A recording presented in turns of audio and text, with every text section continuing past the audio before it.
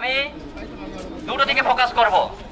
একটা হচ্ছে পুলিশ প্রশাসন, আরেকটা হচ্ছে সাধারণ জনগণ।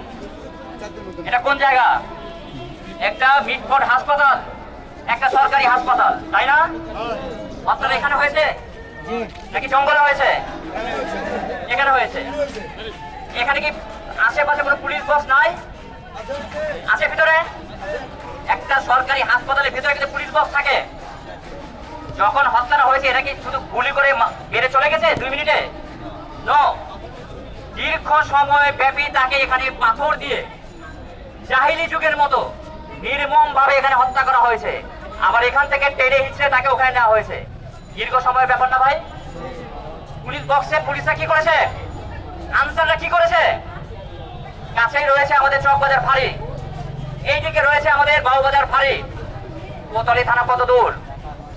এইরকম একটি ঘনবসতিপূর্ণ জায়গা, যার আশেপাশে পুলিশের প্রোটেকশন সবসময় রয়েছে, সেখানে একটা হত্যাকাণ্ড হলো দীর্ঘ সময় নিয়ে।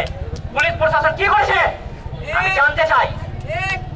আজকে দেখেছি ডিসি সাহেব পুলিশের, উনি একটি বক্তব্য দিয়েছেন। আমার খুব ইচ্ছা করছে ওনার সাথে আমি সাক্ষাৎ করব।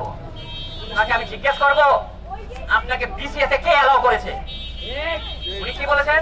এটা কোনো চাঁদাবাজি ঘটনা নয়, এটা ব্যবসায়িক দ্বন্দ্ব নিয়ে হত্যাকাণ্ড। আরে মিয়া, ব্যবসায়িক দ্বন্দ্ব হোক আর চাঁদাবাজি হোক, হত্যাকাণ্ড তো হত্যাকাণ্ডই। আপনি কি বলতে চাচ্ছেন? গায়ে পুলিশের পোশাক পরেছে বলে যা ইচ্ছা তা বলবেন নাকি? একটা হত্যাকাণ্ড ঘটার সময় আপনার পুলিশ প্রশাসন তারা নীরব ভূমিকা পালন করেছে। ব্যর্থতা দায় স্বীকার করেন, আপনি একটা বিশেষ ক্যাডার, আপনার মুখে এগুলো কথা মানায় না। আবার বলছি, এই হাসপাতালের ভিতরে পুলিশ বক্স আছে, কাছে বাবুবাজার পুলিশ ফাঁড়ি, এদিকে চকবাজার ফাঁড়ি, আর পুলিশের টহল তো সবসময় থাকেই। পোশাকে পুলিশ, সাদা পোশাকে পুলিশ। দীর্ঘ সময় পর্যন্ত একটা নির্যাতন চলেছে, হত্যাকাণ্ড হয়েছে, আপনারা কোনো ভূমিকা পালন করলেন না।